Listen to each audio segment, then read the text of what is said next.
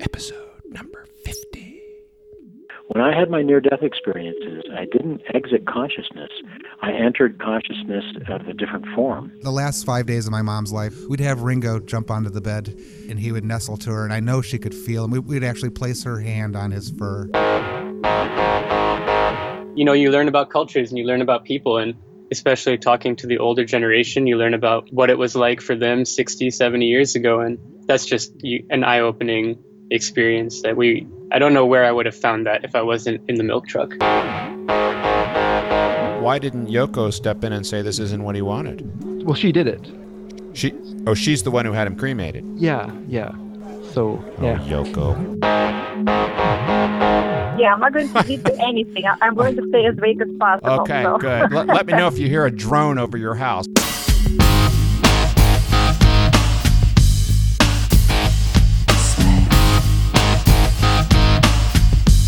Hi, this is Brant Huddleston, host of Dance Past Sunset, the show where we explore innovative ways older adults enjoy peak life experiences well into and even past their sunset years. Today, you'll hear the second of my two-part interview with Tricia Pimentel, International Living Magazine's Portugal correspondent, who bounced around the United States with her husband Keith until they landed in Fundão, Portugal, in the cherry capital of the country, about 2 hours north of Lisbon. Why did she bounce? Well, you'll just have to listen to find out, but that part of her story sure caught me by surprise. Tricia also shares her personal nightmare in this show, and if you stay to the end, I have something to say about that. But don't worry, the nightmare isn't scary, and if you're considering a move outside the United States, you're going to want to hear it. So tune in for my continuing interview with an American living in Portugal, Tricia Pimentel.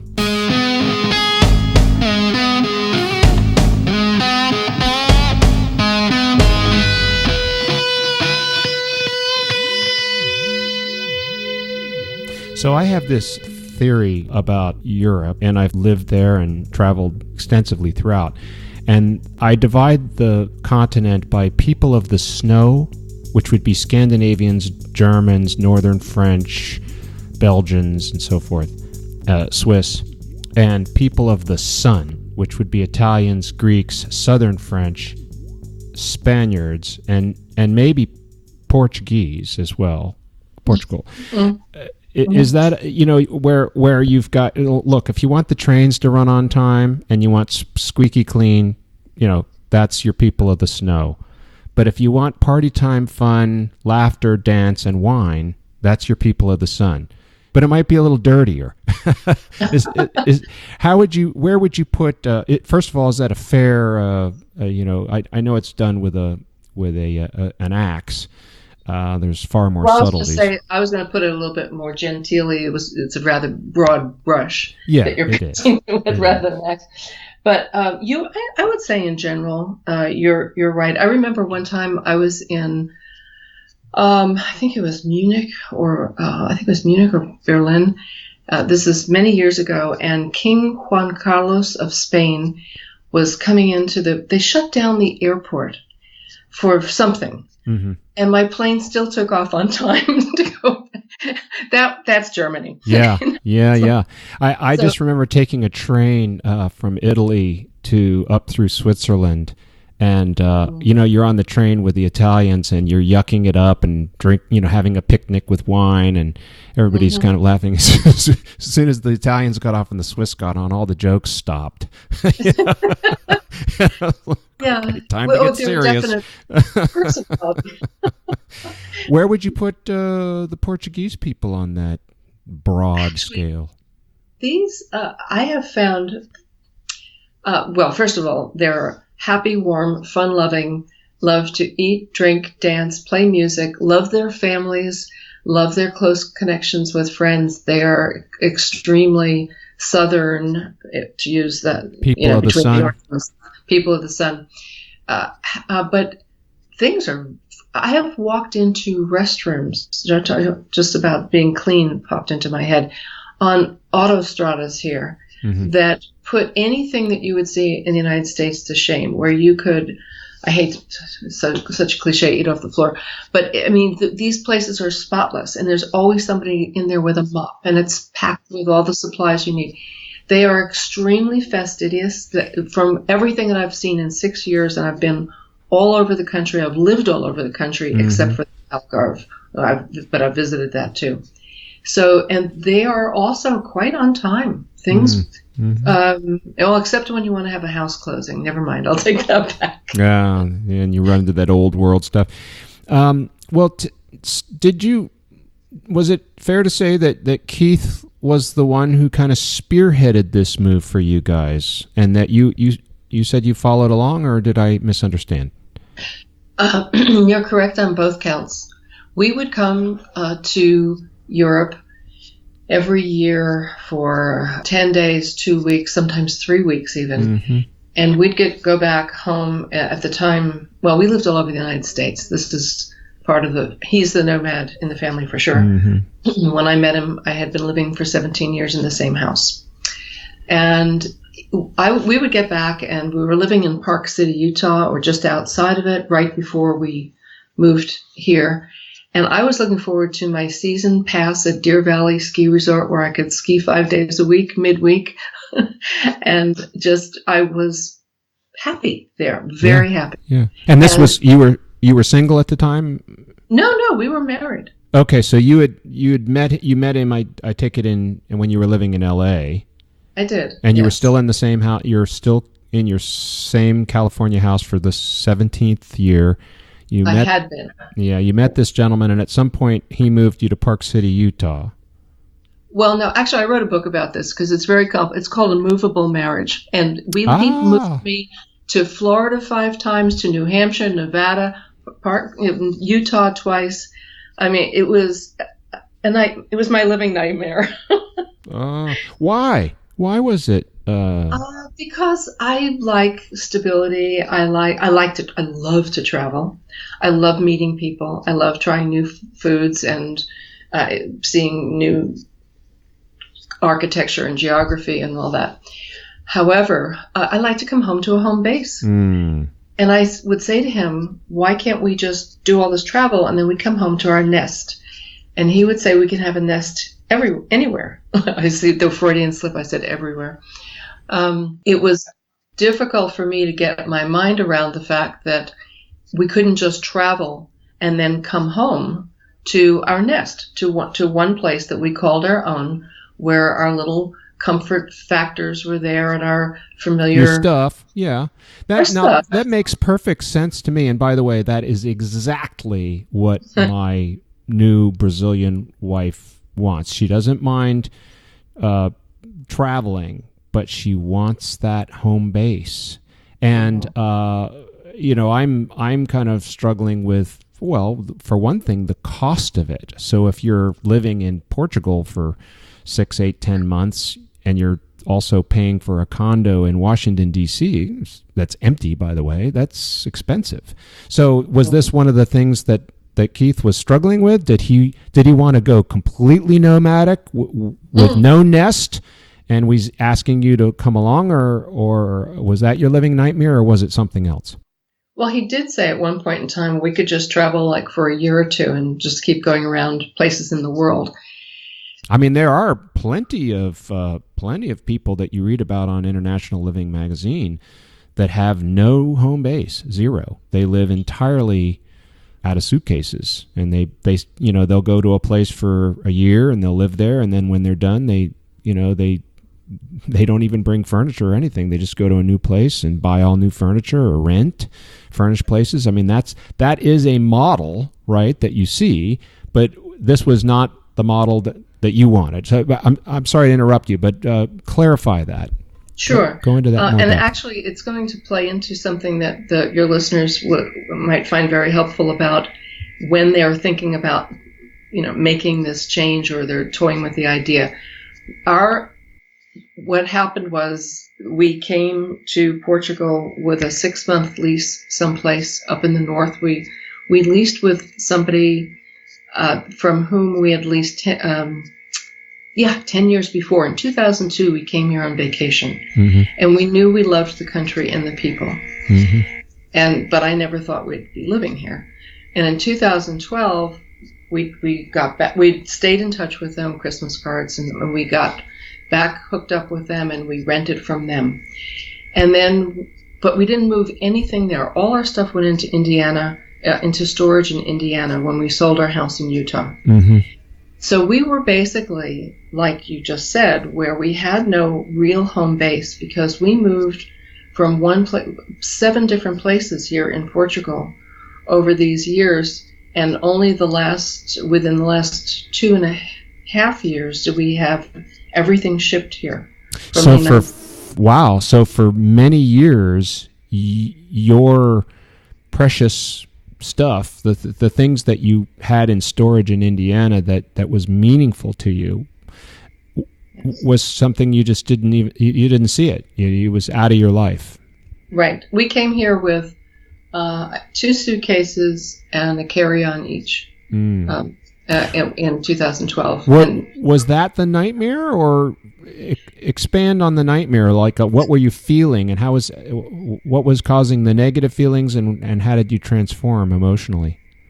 The negative feelings were that he had moved me all around the country too. And then it wasn't enough to move me all around the country. Now he wanted to move me out of the country. And I felt like I wanted to dirty guy. Finally, it's a good thing he cooks every night. That's all I can tell you. And knows what kind of perfume I want. It was hard. I wanted to have a home base and just know that was it. And so something happened, though, Brent, when we came here. He had his own epiphany. He's of Portuguese descent. You might be able to tell from the last name. He's part Irish and part Portuguese. I am all Irish. Mm-hmm. And he somehow, when he came here, he actually said to me, I felt like I came home. Wow. And I said, so we don't have to move now to, the Czech Republic or something? And he said, no, I feel at home and at peace. Put down roots. Mm-hmm. Okay. That's exactly right. Now, this is not to say that he doesn't get, his head doesn't get turned and flirt with another country, because when we went to Ireland 2 years ago, the first night in Dublin, he said, I could live here. A man after my own heart. Oh, no. No, but I mean, we're here. Here's the beauty, too, for your listeners. When you find a place that's as affordable and beautiful and runs as well as this country does, I mean, I don't know, whatever their problems are, every problem, government has problems with their hierarchies and all that. It's not filtering down to us.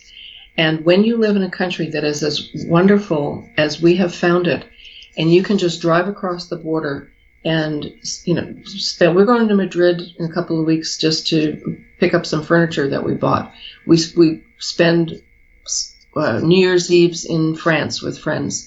This is the beauty of being here where, at this time at least now, with the Schengen community, you just drive wherever you want and you can see it all, experience it all, stay in little hotels. We go stop little places, booking.com or, whatever. We look up on the internet at 5:00 in the evening when we're on the road.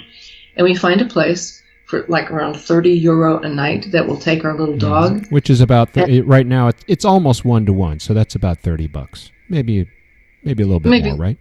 $36, something like that. Mm-hmm. And it's minimal. So you can see everything. And just if you come across a historic site that you think that you might want to visit, you have the luxury and the freedom to do it. You're not on a 10-day, 2-week. Actually, I have nothing bad to say about tours because I've been on a couple in my life, and I found them very, very helpful when you are just tasting. As a matter of fact, there'll be a tour here in Lisbon in the Algarve, and then also in Marbella,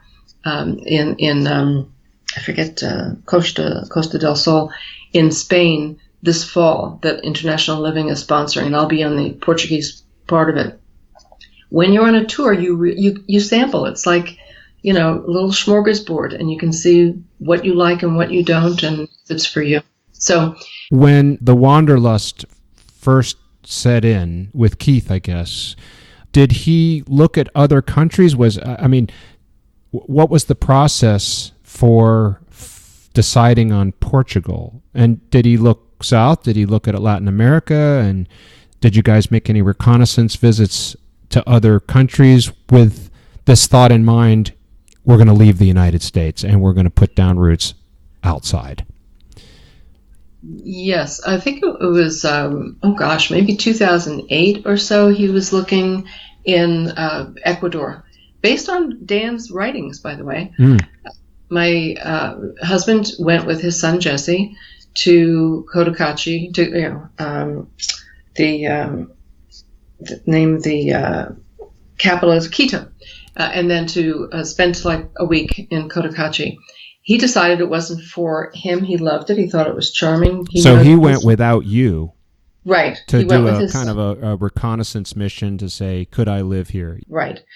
We generally try to travel separately anyway because of our little dog. We have a little Maltese. I see. And while he can fly under the seat in front of us, it's wear and tear on him. It's expensive, and he's quite content just being in one place. Give me some context with what was going on with Keith professionally at that time, because I assume he had a career, and was he wanting out, or was he wanting to retire, or what was happening? Did he want to start a new business, that would allow him to live and work from anywhere, or what was going on with him in that regard? Well, I think you'll find this as no surprise, but he's had many businesses, many careers. He's owned a restaurant in Nevada and a general store in the woods near the Canadian border in New Hampshire. He's been a stockbroker. He's in the health industry. He does money management, online trading. I mean, I got to meet this guy. He's quite a fantastic person, I must say. But so it didn't matter to him. He could, as long as he has, as he does now, his computer and cell phone, internet connection, he's set. So he still actually works for somebody in the United States and has that regular income. But he also has a little health practice here, where alternative medicine. So he's basically a free, independent spirit and agent. So, but what he wanted to experience a different culture. And so that's what happened. He was just hungry to see what it was like in the rest of the world. And that's what happened with the Ecuador situation. And when he came back and he said, I don't think this is going to be for us. We really like the European feel, these cobblestone streets and Gothic this and that. And yeah, me too. Yeah. So you asked about why we got to Portugal. We looked at France because I speak fluent French, and that was our first choice. And we have both been stranded, Keith and I, in either Charles de Gaulle or JFK because of air traffic control strikes or flight attendants. There's a lot of striking that goes on in France, and it's expensive. So we ruled that out, and then we looked at Spain. And this is just a total freak thing. People say it's a sign. Well, we sent out so many emails to realtors in Spain asking for 6, 9 month, even 1 year leases. And we were finding these fabulous places online for like $600, $800 a month, 3 bedrooms on the waterfront and the Costa del whatever. Not one person responded to us, not one real estate person.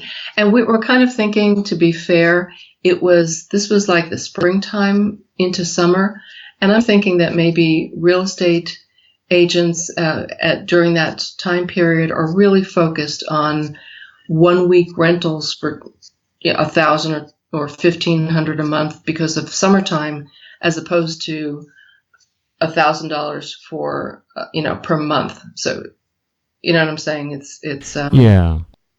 So I guess we were not of interest if we said we wanted to live someplace for $600 a month and sign a year lease. It was just not appealing.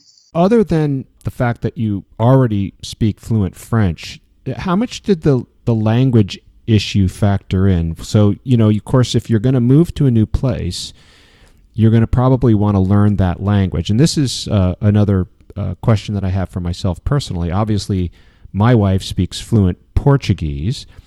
and Brazilian Portuguese, not Portuguese. And I got to tell you just a little story. So when I was romancing her, I went online and found a romantic poem in Portuguese, and I memorized it, and I recorded it and sent it to her, and I didn't hear anything back. She was in D.C. I was in Richmond, and I didn't hear anything. And for a long time, I didn't hear anything. And finally, one day, I said, "Did you get my poem?" And she went, "Yeah, I got it." I didn't have a clue what the hell you were talking about. It turns out that it was Portuguese, not Brazilian Portuguese. And there are differences. And then with my thick American accent, it just became unintelligible. So I did better on last year. She was down in Brazil for our anniversary, and I was living in Portland, Oregon, and I recorded a romantic song. I'll put it in the show notes. People can go watch it if they want. And I memorized the Brazilian Portuguese lyrics to this song and sang it to her for our anniversary. I did better on that one. I would say so. I got thumbs up. But let's go back to the language issue. So, you're saying to yourself, all right, I speak fluent French, I speak English, but now I'm moving to a foreign country where I'm going to have to learn a new language, and it's either going to be Spanish or Portuguese. Did that factor in, or did you just, whatever, I'll just deal with it I'll deal with that when I come to it? How'd you process that? Okay, a couple of things there. First of all, you wouldn't even consider learning Spanish to come here. You learn continental Portuguese. It's different enough. As you just said, Brazilian and continental are different enough. Spanish and Portuguese different too. And then, I'm kind of eyeing Barcelona, which is got, they speak Catalan, so that's yet different. And then you've got Italy, which is gorgeous. So, for me, it's like, all right, part of this decision is, what language do I learn? Which, and oh, by the way, if it's my wife, she's already working hard enough to learn English. Now she's going to have to learn a third language. So maybe Portugal for us would be great, except for she would speak Brazilian Portuguese. I don't know how well that goes over. It does. The problem is for Americans or non-Portuguese listening, I think, to a Brazilian Portuguese, because I have Brazilian Portuguese friends here, and actually we usually agree to speak French because it's just cleaner and easier. But to answer your question, my situation was happily unique because I was a language major, and languages come easily to me. I already knew Spanish. I learned a little Italian when I went to Italy, a little Russian when I went to Russia, a little Gaelic when I went to Ireland. So, and I forget it all, of course, because you don't use it. But I don't feel it's something that I can't overcome. My husband does the same thing. He's doesn't have the same facility in the sound, reproducing the sounds, but he's got an incredible memory and a great vocabulary, and he's really good at charades. So he always makes himself understood. What I would like your listeners to know primarily is, depending on where you go in this country, particularly in the Lisbon, Cascais, Algarve in the south, you really can get away with minimal Portuguese. It's a sign of respect, obviously, to the people that you meet on a daily basis, just when you go to know a few phrases. Store. Right, and it's very much appreciated. Generally, what happens when you start to speak, this is before, now it's been 6 years, we actually studied in an intensive course in the University of Coimbra, and we, day-to-day contact and everything. So we've quite learned the language well enough to do whatever we need to do, pretty much. But before that happened, the minute they would hear our American accent, they would say, "Oh, just speak English." They're very welcoming and easy with that. If you're up in the north more, especially the northeast, this Trás-os-Montes area, or in the Alentejo region, in the center of the country, off to the east going towards Spain, you're going to find people probably will not be speaking very much. Unless you're in a tourist town, you will not get by with just English. Now, while my signal holds out, I want to grab 3 more things from you, and I appreciate your time. One is about you, and you were an actress. You were on Cheers, so you were no small actress. You were getting good gigs, and now you're living in Portugal. How has this affected your career, and how did you feel about that? Have you started a new one? What's happened with you professionally? Actually, I stopped acting pretty much when I got married. I don't know why. I just well, that's a good thing, because we guys don't want to marry women that are acting. Well, actually, we met. Might be that scene from When Harry Met Sally. Remember when she fakes it? Yeah. One of my all-time favorite pictures. I saw it not too long ago. I actually had switched over. I had other careers. I'd been a legal secretary, and the bottom line is I've always loved to write, and I began writing, and now I've written 3 books of my own and 2 books for International Living. Actually, the second one just was released online. It's called Escape to Portugal. And last year it was Old World Charms of Portugal. So those 2 I wrote, and then the 3 of 2 memoirs and a novel on my own. Wow, well, that's so you had A Movable Marriage, Escape to Portugal. Right, Old World Charms of Portugal was the first one for International Living last year, and Escape to Portugal just came out. And then I have Rabbit Trail was my first book. However, the subtitle is How a Former Playboy Bunny Found Her Way. That wouldn't be you, would it? That would be me. You were a former Playboy bunny. I was in Los Angeles, yes. And it's actually, the story is how I found my way. It's actually a spiritual path, because I was all over the map spiritually, but it's about growing up in Brooklyn, it's about a little bit about LA, and it's about finding purpose and meaning in life and not being all over the map. So I have to mention while we're on, I want to come back to this, but I want to make sure I tell you about a series that you may have heard about it. It's the story of Hugh Hefner and the Playboy building of the Playboy empire, and I believe it's on Netflix. It might be on Amazon Prime. I'll look and let you know. But I watched it, and it was excellent. Now, I have to say, it looks like it was paid for by Playboy, because they put a kind of positive spin on things. But it was a very, very well done. It was both interviews with the real people who worked for Mr. Hefner, interviews with Mr. Hefner himself, and then spliced in dramatic portrayals of events. So you had about a 70-30 mix, 30% real interviews, 70% dramatic portrayal. Very well done. I was amazed at when was this produced?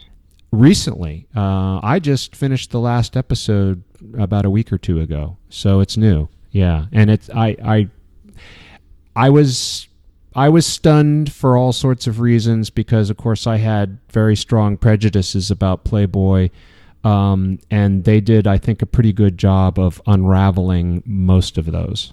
So you might enjoy watching it. I'd be curious to know what you think, having had a role from the inside.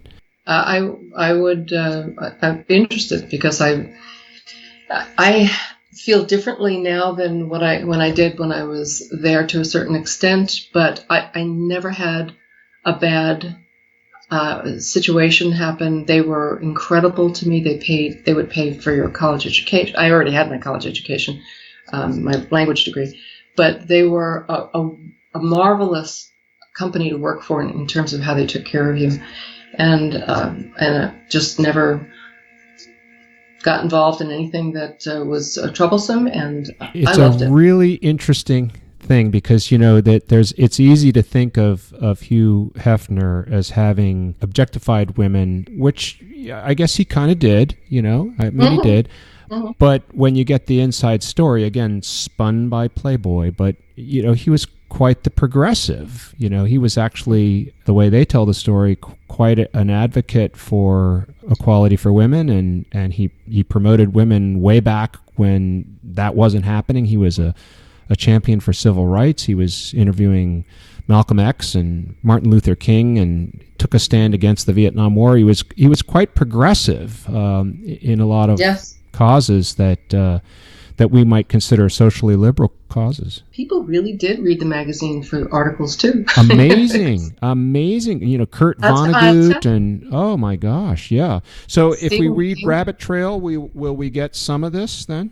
A little bit, yeah. Okay. I just wanted to say one quick thing to you about this. The way I got into acting was I was a bunny at the club, and on The Odd Couple, remember the old Odd Couple with Tony Randall and John Pleasant? Mm-hmm. The storyline centered around Tony Randall's character having a girlfriend who was a Playboy bunny, and Hef wouldn't let any extras, background people, wear our trademark outfits. So the extras had to be bunnies. So I was on the set, and that's how I got my Screen Actors Guild card and all that. But on the set, when we took a break, Tony Randall and I started speaking, and he said, "What are you doing here?" And I said, "What do you mean, what am I doing here, Armand?" And he said, "No, I mean, you have a degree, you have a bachelor's degree, you should be doing something, what do you love?" And I said, "I love legal things." And he said, "Well, go to law school, or at least, become a paralegal or do something." And he said, you really should move on. And it wasn't long after that, actually, that I decided that maybe a year or two, because some of these bunnies stayed for 11 years, 12 years. Mm-hmm.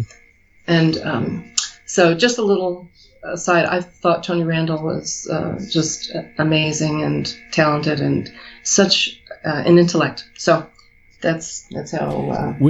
I'm gonna send you the link to the show, and if you watch an episode or two, if it grabs you, I'd love to know what you think about it. So we'll come back to that.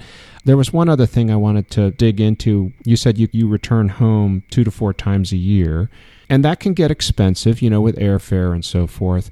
So to what extent do you find that the cost of maintaining those familial connections back in the United States with travel costs and so forth kind of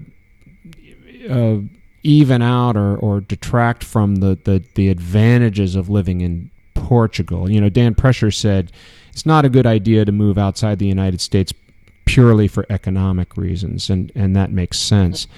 But do you find that when it all nets out, including those costs back to the United States, you're not really a whole lot farther ahead than if you just lived in Cincinnati?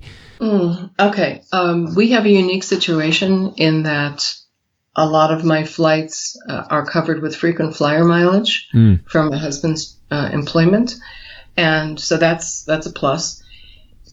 I know when I want to go pretty much always. And so I've had round trip airfares for Lisbon to LA for $800, which is, really, really good. Yeah. If you book on the spur of the moment, it can be $2,200 one way economy.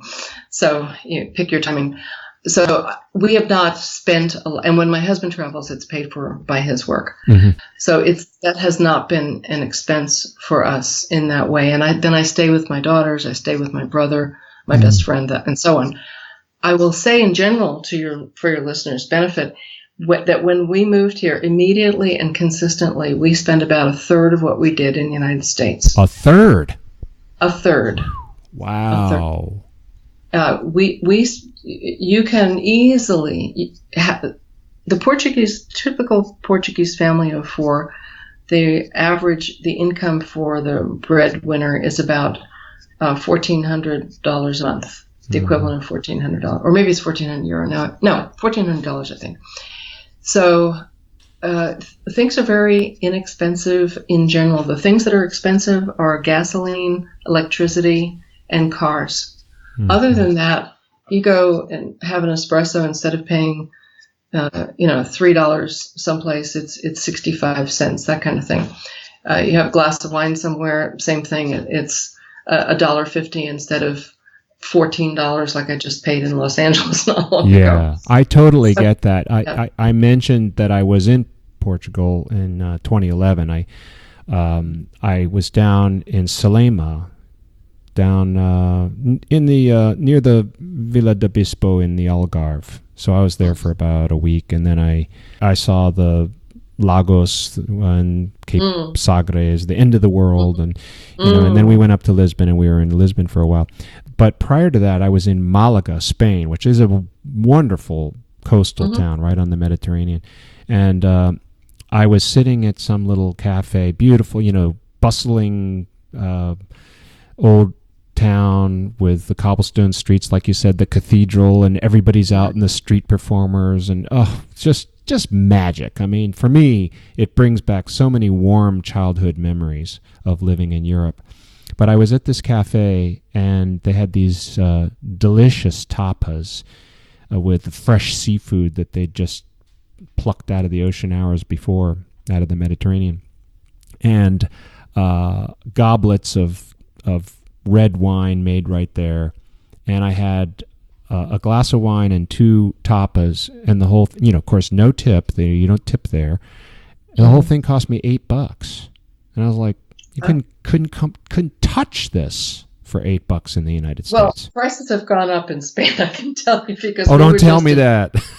Madrid, we were in Barcelona, Madrid, Toledo, everything, all in December and January.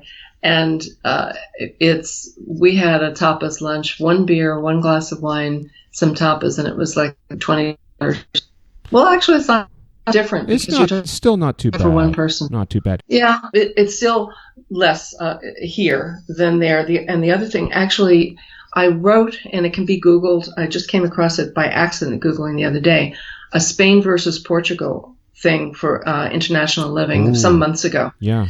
And I think Glenn Apprentice wrote for Spain, and I wrote for Portugal, like, how we compare the two. Last question, and it asks you to kind of look out into the future a little bit. What do you see for yourself and Keith? Do you see aging well into your sunset years when you get to a place where maybe you need additional care? Do you foresee staying in Portugal, or do you think you might move back to the United States, or something else? What do you think? What are your forecasts? What's your crystal ball tell you? Our crystal ball tells us neither of us can conceive of living not only anywhere else in the world, but anywhere other than Portugal. The healthcare here is excellent. It's public-private insurance. Non-insurance, whatever, it's professional. There are teaching hospitals here, like in Coimbra. We feel totally comfortable in terms of that sunset time, which is a long way off. The way we're both really 38 in our own minds. I'm 30 in mine. Okay, good. We would just never want to live anywhere else. That's why we finally committed in December of this past year to buying. Yeah. And we're still putting it all together, because there's a lot to do when you have a large piece of property So for the long haul, we're here. Yeah. So if I were to ask that same question to somebody, an American living in Portugal who is in their 80s, who's now struggling with mobility, visually impaired, needing nursing care, et cetera, do you think, I guess it's impossible for you to answer, but I'm just wondering. No, it's actually not impossible. I can give a clue, because I was asked this just not too very long ago about mobility, and there are lots of hilly cobblestones, and the calçados, the black and white traditional stones that make pavement up, that are all beautiful designs. Sometimes they're popped out and you catch your foot and go down. This is not a place for someone who, unless you have someone with you and you pick and choose where you live. But even in Lisbon, It's hilly. It's like being in San Francisco. So you have to think carefully about where you would want to be. If you pick a place in the countryside that's like where we are, we're 10 minutes from one really nice town, 20 minutes from another, and which has everything that we need. And we can just walk out on country roads, and it's beautiful with vineyards and olive groves.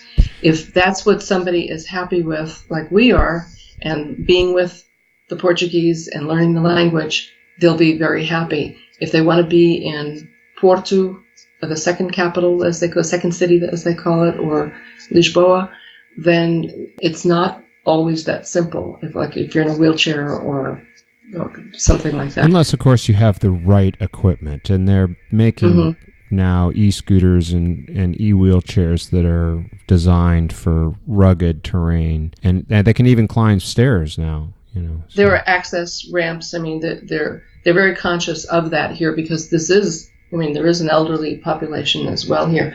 There was one quick thing I just want to touch on because I know you talked about safety in another interview. Mm-hmm.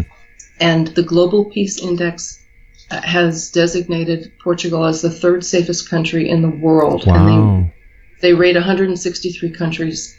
So is there petty theft, crime of opportunity? If you're on a story of some expats who had just gotten from the airport and got on a bus to go to a tourist site and somebody lifted their wallet, that happens. But it is so rare and unusual, and the crimes, it's not violent crime. It's, again, we've had in 6 years, that's our big story was that we heard something happened to somebody else. So Portugal, very safe, beautiful scenery, friendly people, sunny and warm, inexpensive, great food and wine, easy to get back to the United States, easy to get into the rest of continental Europe for expeditions. What's there not to like? One negative, people here, they love their dogs. It's not like in France where you can bring them into the restaurant, unfortunately, or fortunately, depending on how you look at it. But there's a kind of careless attitude toward leaving dogs outside and barking all night. So if you're in a city environment, you have to kind of be prepared for that. And there's a bureaucracy. You take a ticket for everything from whether you need to have your visa renewed to you want to buy a roll in the bakery. But the good part of that is there's a patience and an attitude of serenity in this country where people just will wait their turn. And so that's the good part. Well, Tricia, thank you so much. It's just been amazing hearing about your story. I'm so glad we spent time on it because it's a fantastic story. There's so much more I want to know about. You've really been through an incredible journey that's very inspiring, from your time in Los Angeles to trekking around wherever Keith wanted to take you to ending up in Portugal. My hat is off to you both. I hope I get over there soon with my bride, who I want very much to see Europe. She has not seen Europe, so this is something I want to do with her. And if we drop into Lisbon, I hope we can stop by and say hello. Please let us know. We're north of Lisbon now, but we're down there a lot both for ourselves coming and going from the airport and picking up. This is one thing, Brent, if you move here, we have guests coming May, June, July, August, September, October. So we go down to Lisbon a lot. So let me know. It's a pleasure to speak with you as well. Okay, Tricia, thank you so much. And any final comments before we say adios? Or no, not adios. That's Spanish. Right. You would adeus. Adeus. Or as the Brazilians say, just ciao. Well, here they say, I don't know why, they say ciao. Ciao. Yeah. So whatever. But I will. I would just say to people to do your homework, think carefully, take an exploratory trip. If you decide you want to come back, rent for a short period of time. And also it is When we say the climate is warm, it is not beach weather, north to south, 12 months a year. There are variations and fluctuations from mid-Atlantic to Mediterranean. So just, have to do a little research on it. But no matter what, it's still temperate, even in the north in the winter. So it's a beautiful place to come. And so come check it out. And you please call when you get here. I will for sure.